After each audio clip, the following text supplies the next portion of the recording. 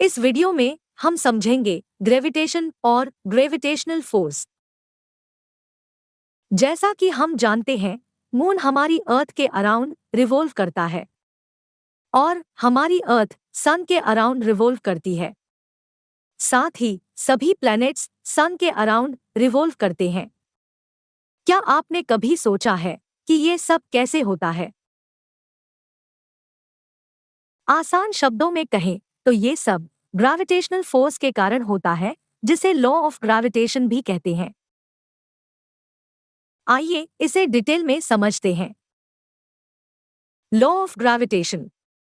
According to this law, every body in the universe attract another body in the universe.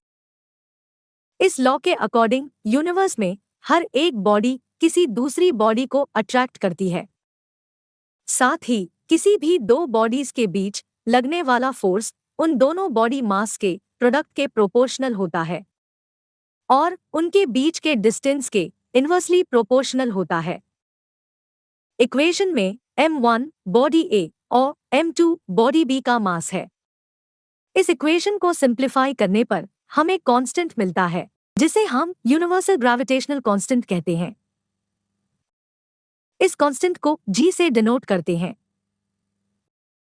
इस law को universal law of gravitation के नाम से भी जाना जाता है और इस फोर्स को ग्रेविटेशनल फोर्स कहा जाता है। आइए इस लॉ को एक सिंपल एग्जाम्पल से समझते हैं। मान लीजिए कि एक बॉल को ऊपर की ओर फेंका जाता है। ये बॉल एक सर्टेन हाइट पर पहुंचता है, फिर नीचे गिरने लगता है। ऐसा इसलिए होता है क्योंकि अर्थ और बॉल के बीच ग्रेविटेशनल फोर्स लगता है। एनिमेशन में हम देखते हैं कि बॉल का साइज अर्थ के कंपैरिजन में बहुत स्मॉल होता है, जिससे अर्थ का ग्रेविटेशनल फोर्स बॉल को अपनी तरफ अट्रैक्ट करता है।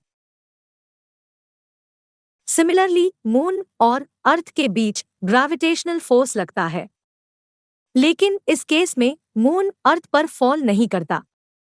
ऐसा इसलिए होता है क्योंकि अर्थ का ग्रेविटेशनल फील्ड मून जैसे लार्ज साइज ऑब्जेक्ट पर इतना इफेक्टिव नहीं होता कि अपनी ओर अट्रैक्ट कर पाए।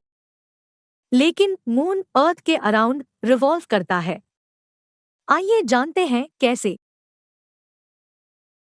मान लीजिए कि मून एक स्ट्रेट लाइन पे मूव कर रहा है, जो कि इनर्शिया फोर्स के कारण है। मून की वेलोसिटी कांस्टेंट रहती है जब तक कि कोई एक्सटर्नल फोर्स उस पे एक्ट नहीं करता। जब मून अर्थ की ग्रेविटेशनल फील्ड में आता है, तब अर्थ का ग्रेविटेशनल फोर्स अपनी तरफ पुल करता है। मून का इनर्शिया फोर्स और अर्थ का ग्रेविटेशनल पुल कंबाइन करके एक न्यू फोर्स क्रिएट करते हैं, जो सेंट्रीपेटल फोर्स होता है। इस सेंट्रीपेटल फोर्स के कारण मून अर्थ के अराउंड रिवॉल्व करता है